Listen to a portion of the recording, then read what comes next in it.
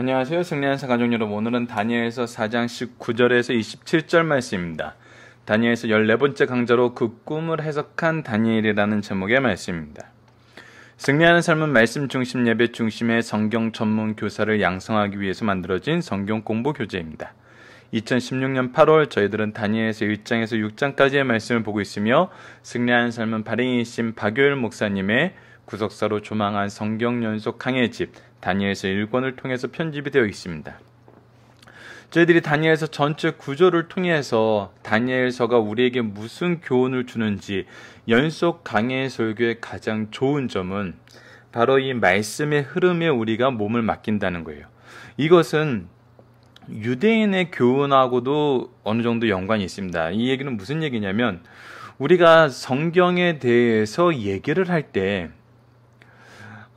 대부분의 방법이 성경의 교훈을 소개하는 것으로 끝나요. 근데 이것은 옳지 않다라고 얘기할 수는 없지만 바람직하지 않은 방법이에요. 왜 그러냐면 유대인 탈무드에서 우리에게 가장 유명한 말씀 중에 하나가 뭐냐면 자녀들에게 물고기를 주지 말고 물고기 잡는 방법을 가르쳐 주라고 그래요. 그것은 스스로의 생계를 그가 이루어 나갈 수 있도록 가르치라는 거거든요. 양육이라는 것은 단순히 서플라이, 제공해 주는 것이 아니라 트레이닝이 있다는 거예요. 가르치는 게 있다는 거예요. 연속 강해 설교의 가장 좋은 점은 무엇이냐면 교훈을 소개하고 끝나는 것이 아니라 성경을 보는 방법을 가르쳐 준다는 거예요. 성경의 의미를 해석할 수 있도록 훈련시켜 준다는 거예요. 그 훈련이 어떤 특별한 기준으로 내가 세운 기준, 내가 세운 방법을 하는 것이 아니라 성경에 있는 말씀 그대로를 보는 훈련을 시켜준다는 거예요. 그래서 연속 강해 설교는 이런 부분에 굉장히 중요한 역할을 또 우리에게 보여주고 있습니다. 그래서 여러분들 승리하는 삶을 보시는 분들은 이것을 경험하게 돼요. 내가 어떤 교훈을 기억하는 것이 아니라 말씀을 통해서 그 교훈을 발견하는 방법을 알게 돼요. 이것이 연속 강해 설교의 가장 큰 장점 중에 하나입니다. 이것은 주제 설교나 어떤 다른 설교하고는 굉장히 달라요. 주제는 그 주제를 설명하려고 그래요.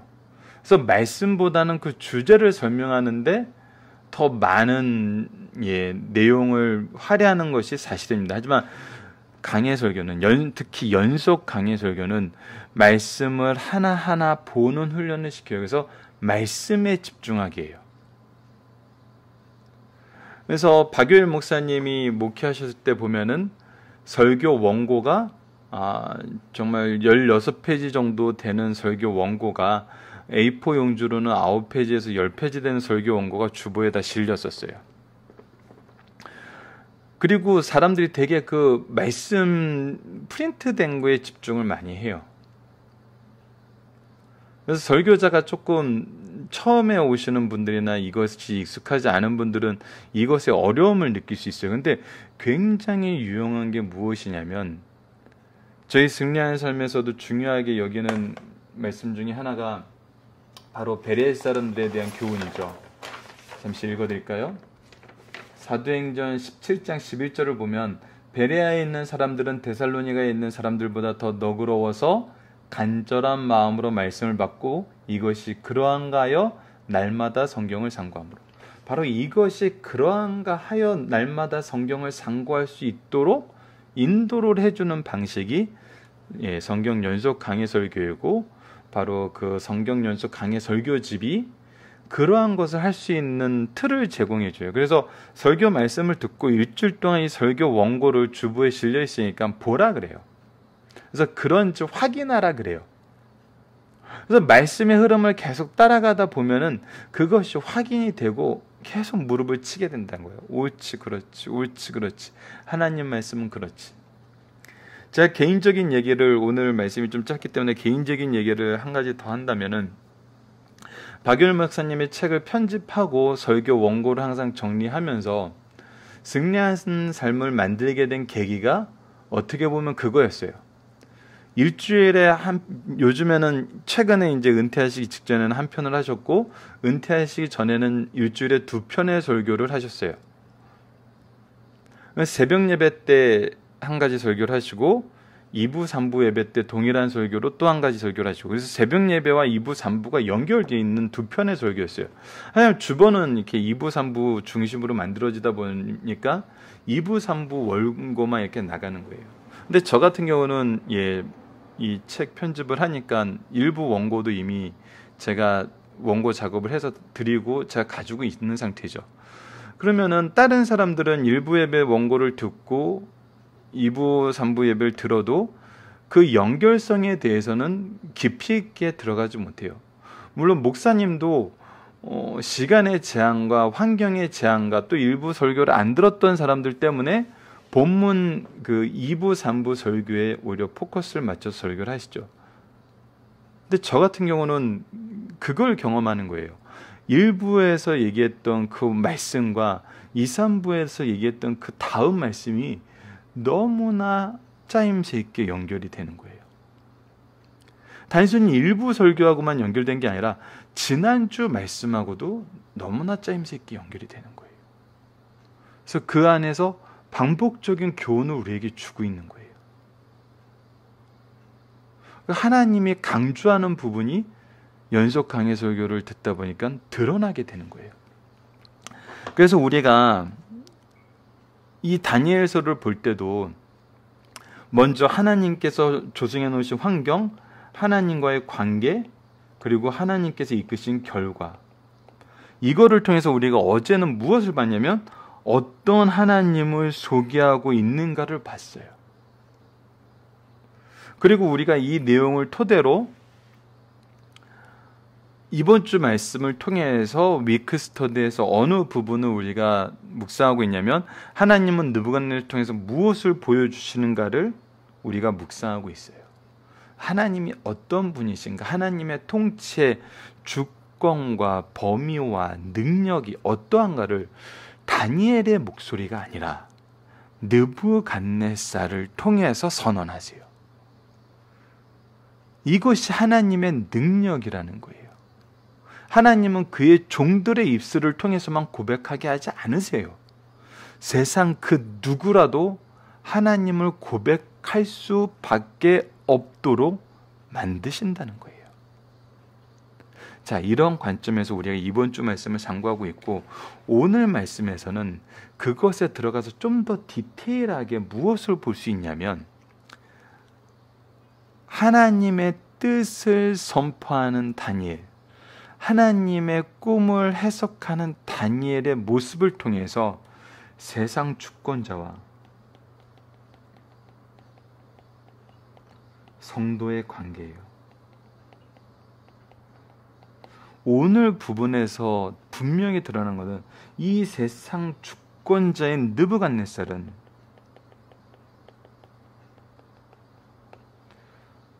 하나님이 무엇을 주시는 바냐면 바로 죄의 경고를 선포하셨다는 거예요. 이 얘기는 뭐냐면 느부갓네살은 하나님 기준으로는 지금 배역한 사람이라는 거예요. 즉 죄인이라는 뜻이에요. 하나님 앞에 죄인인 그를 향한 성도의 관계 혹은 태도를 보자는 거예요.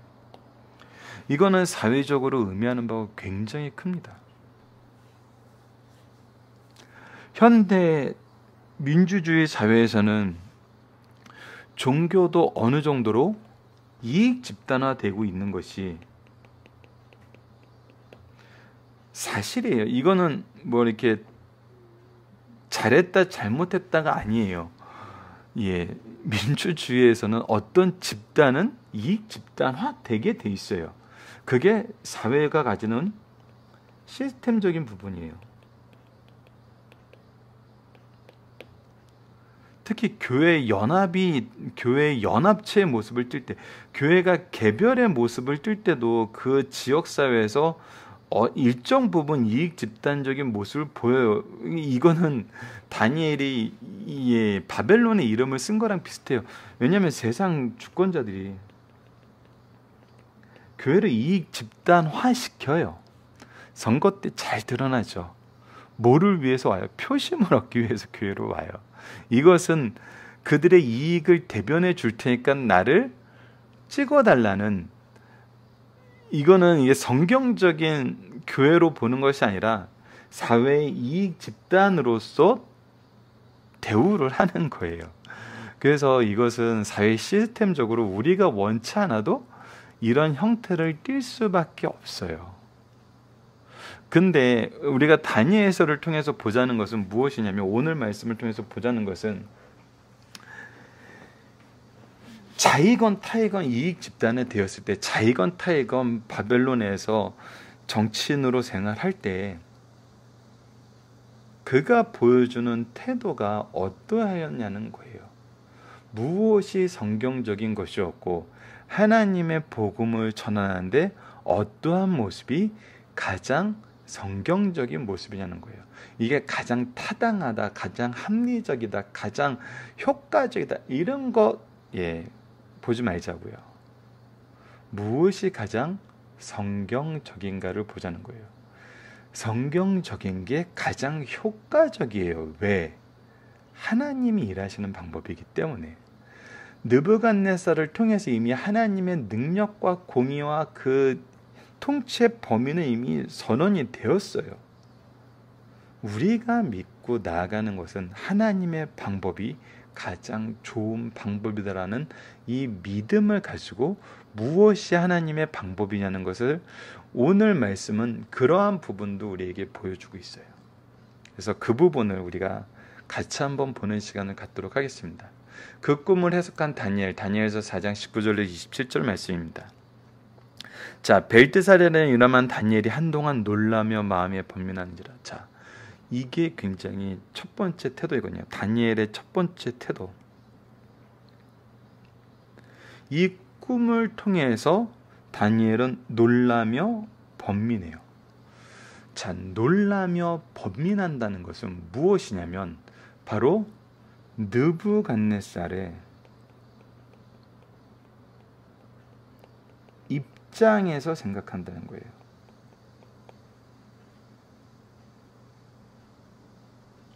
이것은 이게 참 하나님의 일을 할 때 우리가 제일 많이 실수하는 게 뭐냐면 하나님의 징계의 대상을 우리는 무엇으로 보냐면 대적으로 간주를 해요. 근데 이것은 분명하게 구분되는 점이 있어야 된다는 거예요.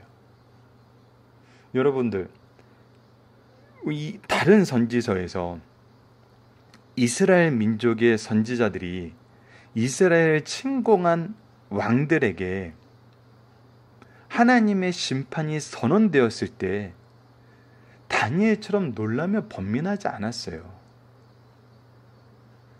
그러니까 이것을 좀 구분할 줄 알아야 돼요. 다니엘처럼 항상 놀라며 번민하는 것은 아니에요. 근데 우리가 소속되어 있는 곳이 어디냐는 거예요. 하나님이 우리를 어디에 소속되게 하셨냐는 거예요. 예수님께서 세금 문제에 대해서 얘기할 때 가이사라의 것은 가이사라에게, 하나님의 것은 하나님께 하라는 것은 하나님이 너희들을 로마의 지배하에 놓으셨다는 것을 너희들이 인정하라는 거예요. 지금 다니엘은 바벨론의 지배하에 있어요. 하나님이 그렇게 하신 거예요. 그래서 이런 마음이 나오는 거거든요.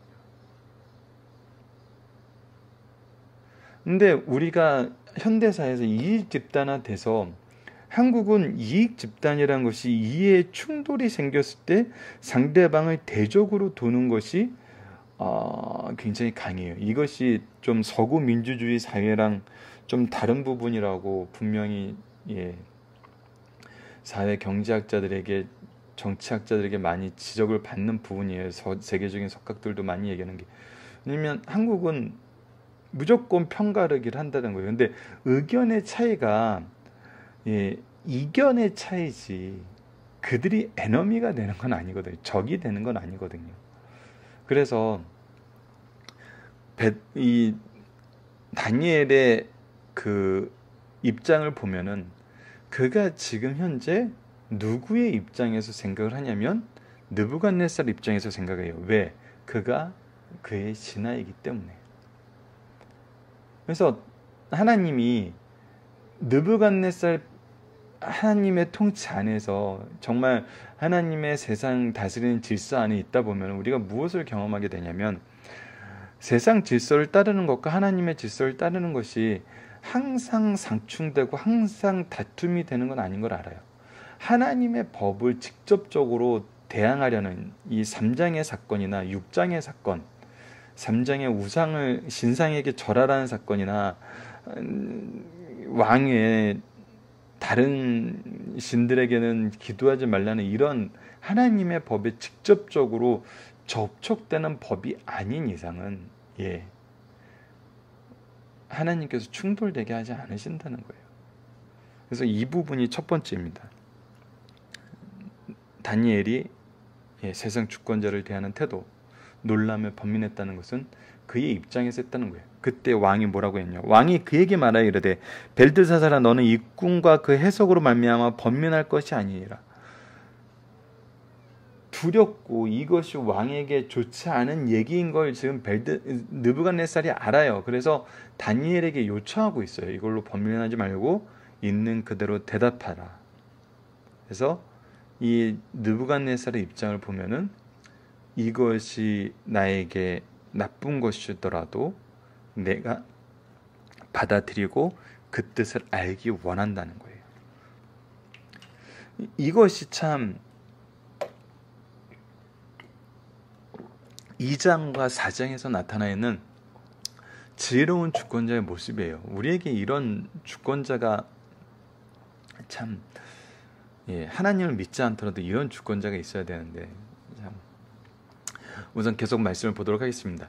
그때 이르되 내 주여 그 꿈은 왕을 미워하는 자에게 가며 그 해성은 왕의 대적하게 응유를 원합니다. 다니엘의 마음은 이러한 것에서 왕이 벗어나길 원하고 오히려 왕의 대적들에게 이런 심판이 임하기를 원한다는 그 왕의 충성된 마음을 볼 수 있어요. 그리고 나서 이제 하나님의 뜻을 있는 그대로 전합니다. 이것이 굉장히 중요한 부분이거든요. 하나님의 종의 가장 좋은 모습은 뭐냐면 하나님의 뜻을 있는 그대로 전하는 거예요. 그래서 20절에서 26절 말씀은 그 내용을 있는 그대로 전해주고 있어요. 근데 역사적으로 보면은 이런 사람이 굉장히 힘들어요. 우리가 얼마 전에 미가서에서도 봤지만 미가에게도 뭐라고 얘기해요? 야, 왕이 듣기 싫어하고 왕이 좋아하는 왕을 저주하는 예언만 하는데 네가 무슨 선지자라 그래요. 그 뭐냐면 세상 사람들은 왕의 녹봉을 받고 왕의 통치 안에 살며 왕에게 좋은 얘기 해주는 게 그들에게 취해야 되는 바른 태도라고 생각하고 있어요. 근데 하나님의 종은 하나님의 뜻을 정하는 게 바른 태도라는 거예요. 여기서 분명히 그 질서를 보여줘요. 자, 그래서 그 해석을 보시다. 왕께서 보신 그 나무가 자라서 견고해지고 그 높이는 하늘에 닿았으니 땅끝에도 보이겠고 그 잎사귀는 아름답고 그 열매는 많아서 만민이 먹을 것이 많은 데고 들짐승이 그 아래에 살며 공중에 나는 새는 그 가지에 깃들었으니 이것은 느부갓네살이 얘기했던 꿈 내용 그대로예요. 어제 말씀을 참조하시면 됩니다. 왕이여, 그 해석을 보시다. 왕이여, 이 나무는 곧 왕이시라. 왕이에요. 이 얘기는 뭐냐면 이는 왕이 자라서 견고해지고 창대하사 하늘에 닿으며 권세한 땅까지 미치심이니이다. 이 얘기는 뭐냐면 지금 이 일을 누가 하셨냐면 하나님께서 왕을 주권자로 삼으시고 이 세상 역사의 중심으로 삼으셨다는 겁니다. 그래서 왕이 성장하게 되셨다는 겁니다. 왕이 보시는즉 한 술차차 한 거룩한 자가 하늘에서 내려와 이르기를 그 나무를 베어 없애라. 그리고 그 뿔을 그쪽에 땅에 남겨두고 쇠와 노줄로 동이고 그것을 들불 가운데 두라. 그것이 하늘에 이슬에 젖고 또 들짐승과 집으로 제 몫을 얻어 7대를 지나라 하였나니, 이것도 왕이 얘기해준 그 내용이에요. 왕이여, 그 해석은 이러하니다. 곧 지극히 높으신 이가 명령하신 것이 내 주 왕에게 미칠 것이라. 바로 이 지극하게 높으신 이가 왕을 자라서 견고하게 하고 창대하게 하셨고, 그의 명령이 이젠 내 주 왕에게 미칠 것인데, 이 명령이 무엇이냐면, 왕이 사람에게 쫓겨나서, 분명하게 얘기한다는 건 사람들에게 쫓겨났다는 거예요. 사람들을 다스리고 통치하고 그의 그늘 안에서 누리던 사람들이 왕을 쫓아내는데, 쫓겨나서 어떠한 삶을 살게 되면 들짐승과 함께 살며 소처럼 풀을 먹으며 하늘의 이슬에 젖을 것이요. 이 얘기는 뭐냐면 그냥 짐승처럼 살게 된다는 거예요. 짐승의 삶을 살게 된다는 거예요. 왕의 명철과 왕의 용맹과 왕의 지위가 모두 순식간에 사라져서 쫓겨나서 짐승과 같이 산다는 것인데, 이것은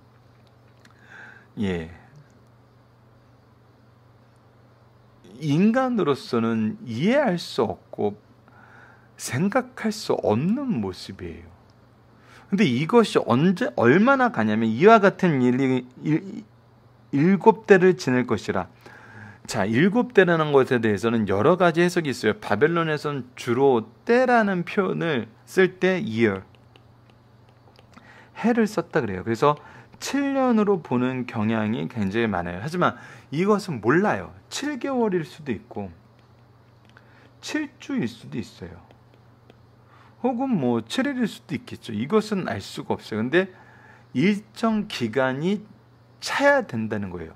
하나님께서 일정 기간 동안 이렇게 만드셨다는 거예요. 또 그들이 그 나무의 뿌리에 그루터기를 남겨두라 했은즉 하나님이 다스린 줄을 왕이 깨달은 후에야. 그러니까 모든 것이 하나님의 다스림 안에 있는 줄을 왕이 깨달은 후에야 왕의 나라가 견고하리다. 이게 놀라운 거거든요. 여러분들, 정치를 조금 아시는 분들이라면, 그리고 세상 왕들의 역사를 조금 아시는 분들이라면은, 그가 어떤 일정한 병에 걸려서 사람들 앞에 나타나지 못하더라도 여전히 의사결정의 능력이 있어요. 그러면 그 왕권이 지속될 수 있어요. 그러나 지금 현재 느부갓네살은 어떤 상황이 되냐면, 어떠한 의사결정도 할 수 없는 정말 짐승이 되어버리는 거예요. 그러한 상태로 여러분들 7회를 지냈다고 생각을 해보세요. 이 7년이 너무 길어요. 그러면 7개월을 지냈다고 생각을 해보세요. 아니, 단 7주나 7일을 지냈다고 생각을 해보세요. 여러분, 지금 우리 한국 사회에 이것을 가르쳐주는 부분이 있죠. 이건희 회장이 지금 쓰러져서 오랜 시간 일어나지 못하고 있어요. 지금 어떻게 돼가고 있나요? 이재용 상무, 지금 상무가 아니죠. 지금 이제 사장인가요? 그 체제로 급격하게 변하는 걸 볼 수 있잖아요. 과연 그가 깨어났을 때 삼성이 어떻게 될까요? 주주들이 뭐라고 얘기할까요? 다시 지휘봉을 잡으십시오라고 얘기할 수 있을까요? 또 언제 어떻게 쓰러질지 모르는데, 여러분, 한번 그 의사 결정을 하는데 틈이 보이면은 힘들어요. 다시 주권을 잡기가 힘들어요. 하물며 고대 왕국의 제왕으로서 살다가, 그리고 그 나라는 공고한 듯 보이지만 주권자가 사라지면 뭐 박살나는 것은 우리 그 이후의 역사가 보여주고 있어요. 알렉산더 대왕이 죽고 나자 내 나라로 찢겨져서 어떻게 됩니까? 더 포악하고 더 지금 로마도 마찬가지예요.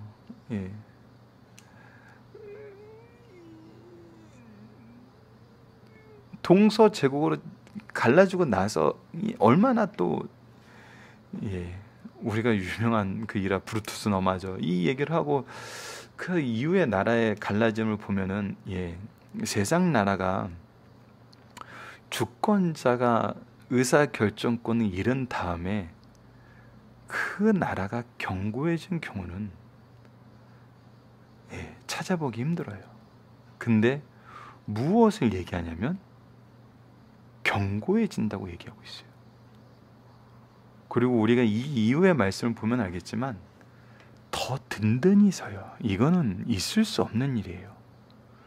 일반적인 상식에서는. 그래서 이것을 통해서 우리가 또 무엇을 보게 되냐면 진짜 하나님이 하시는구나라는 걸 깨닫게 돼요. 이것을 가장 현실적에서 현실감 있게 정말 생동감 있게 경험한 사람이 바로 느부갓네살이라는 거예요. 그리고 느부갓네살의 후손들이었겠죠. 하지만 그 결과는 우리가 5장에서 다시 한번 보게 됩니다.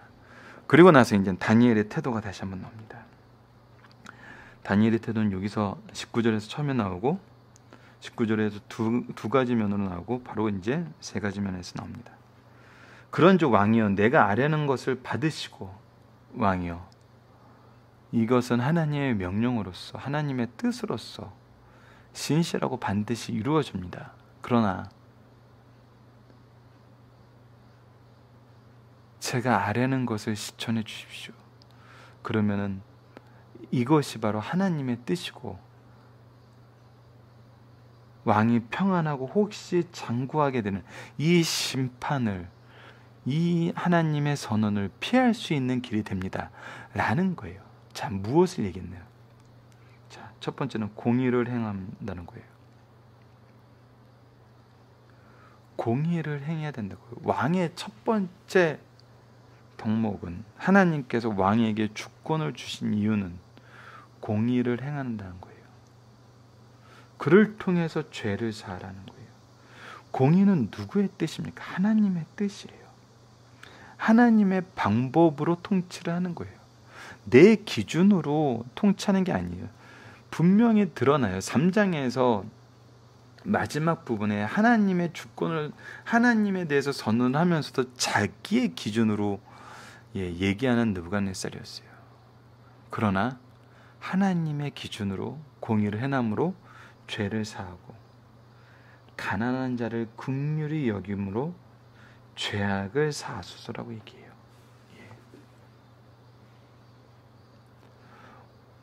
주권자에게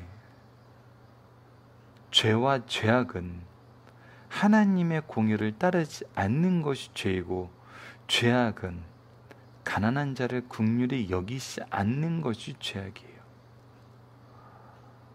최근에 한국 사회를 보면은 아프니까 청춘이다. 너희들이 가난을 경험해 보지 못해서 그런다. 의식이 연약해서 그런다. 연약한 자에게 연약한 모든 책임을 지우는 것이 한국 사회에 만연하고 있어요. 아파하는 사람과 함께 아파하지 못하고 웃는 사람과 함께 기뻐하지 못해요. 바로 로마서에서 나타난 그리스도인들의 삶 12장에서 나타난 이 말씀이 보이지가 않아요.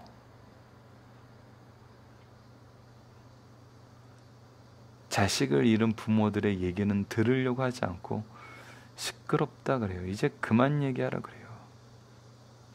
단 한 차례 그들에게 직접 가서 들어준 적도 없으면서 얼마 전에 그제였나요? 일 때문에 오랜만에 교보를 나가서 을주로 이 인쇄거리와 교보를 나가서 일 좀 봤습니다. 근데 여전히 길 건너편에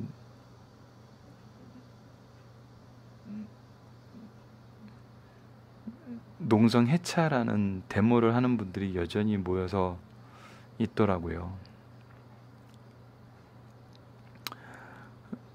묻고 싶어요. 정말 한 번이라도 그들의 아픔을 가서 들어본 적이 있는지.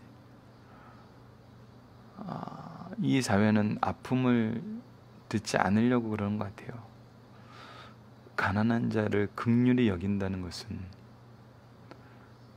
그들의 연약함, 그들의 아픔을 들어주고,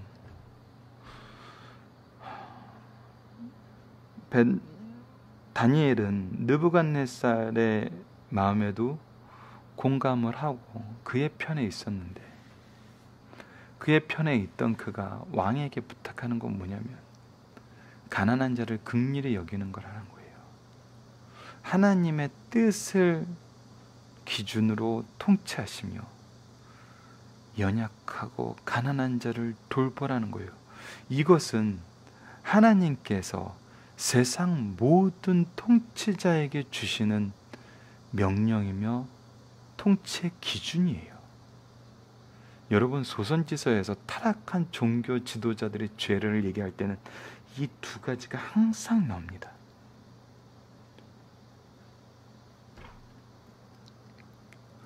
우리가 지도자가 됐을 때도 이 두 가지가 있어야 돼요.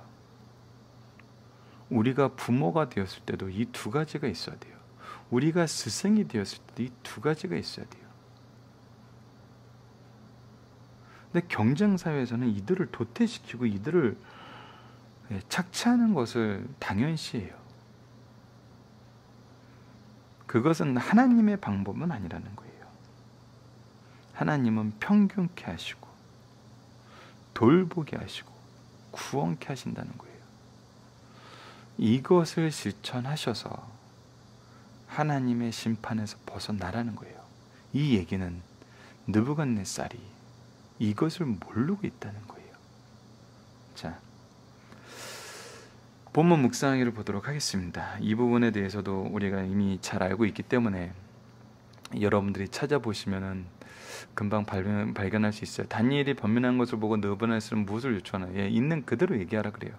하나님의 뜻을 들을 자세를 갖추고 있어요. 이 꿈은 누가 무엇을 알게 하려고 주신 것입니까? 24절과 25절을 보면은 지극히 높으신 이가 자기 뜻대로 다스리신다는 것을 가르쳐주기 위한 거예요. 이 꿈을 통해서 하나님이 약속해 주신 것은 무엇입니까? 다시 회복시키신다는 거예요. 다니엘이 느부갓네살에게 강권한 내용은 뭡니까? 공의, 하나님의 기준대로 다스리고 가난한 자를 긍휼히 여겨서 죄와 죄악에서 벗어나라는 거예요. 자, 앞부분에 좀 여러 가지 설명하느라 오늘 강좌가 좀 길어졌는데 중심 사상을 빠르게 보고 마치도록 하겠습니다. 하나님은 사람의 죄를 심판하실 때 자기 종들을 통해서 회개를 촉구하시며 기회를 주신다. 그래도 회개치 않을 때는 심판하신다는 거예요. 하나님은 오래 참아서 아무도 멸망하지 않냐고 다 회개하기에 이르기를 원하십니다. 죄악에 가득 차 40일 후 멸망받을 수밖에 없는 니느웨 성도 회개할 때 용서해 주셨어요. 그러나 느부갓네살이 1년 동안 회개하지 않자 예고된 심판을 하셨고 죄악을 저지르면 반드시 심판이 있다는 것을 우리에게 가르쳐주고 있어요. 그러므로 회개하여 사지의 은총을 받아야 합니다. 두 번째, 인간의 생사화복, 국가의 흥망성쇠는 하나님의 주권사항이라는 거예요. 보편적으로 인간들은 굴줄이나 입고 밥줄이나 먹고 몸이 평안해지면 신과 부모에게 감사하고 불쌍한 이웃을 보살펴야 해요. 그런데 악한 자들은 신에 대한 찬양이나 감사를 어리석게 보고 그 찬양과 감사를 자기에게 돌리라고 해요. 그리고 인간들을 무시하고 학대합니다. 그 대표적인 사람이 바벨론 왕 느부갓네살이었다는 거예요. 하나님은 느부갓네살에게 샘플 견본으로 세우셨어요.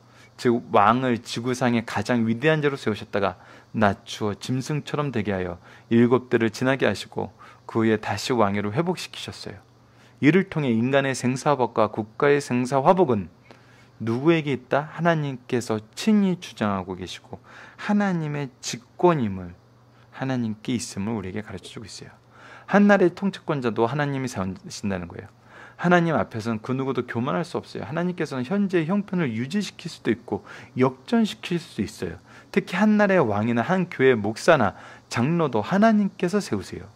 여호와는 죽이기도 하시고 살리기도 하시며 수월에 내려가기도 하시며 거기에서 올리기도 하신다. 여호와는 가난하게도 하시고 부하게도 하시며 낮추기도 하시고 높이기도 하신다. 가난한 자를 진토에서 일으키시며 빈궁한 자를 거름덩이 위에서 올리사 귀족들과 함께 앉게 하시며 영광의 자리를 차지하게 하신다. 땅의 기둥들은 여호와의 것이라 여호와께서 세계를 그것들 위에 세우셨도다. 사무엘상 2장 6절로 8절 말씀은 바로 이 내용을 우리에게 가르쳐주고 있어요. 어떤 이는 축복의 통로로 세우시고 어떤 이는 진노의 도구로 세우신다는 것입니다. 여러분, 조엘의 문답 1번 강좌를 보시면 분명히 드러나 있어요.